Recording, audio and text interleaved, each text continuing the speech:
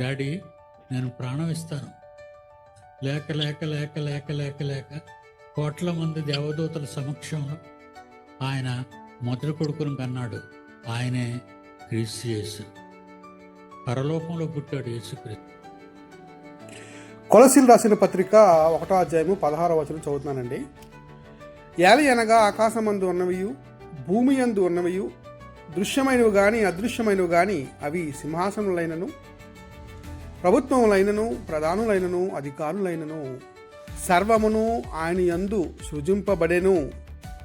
సర్వమును ఆయన ద్వారాను ఆయన బట్టియు సృజింపబడెను.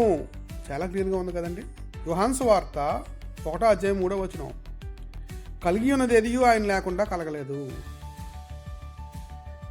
అపోస్తుల కార్యాలు 17వ అధ్యాయం 11వ వచనం, వీరు తెస్సలోనికలలో ఉన్నవారి కంటే గనులై ఉండిరి గనుక ఆసక్తితో వాక్యమును అంగీకరించి పౌలును శీలయను చెప్పిన సంగతులు అలాగున్నవో లేవో అని ప్రతి దినమును లేఖనములను పరిశోధించుచూ వచ్చిరి.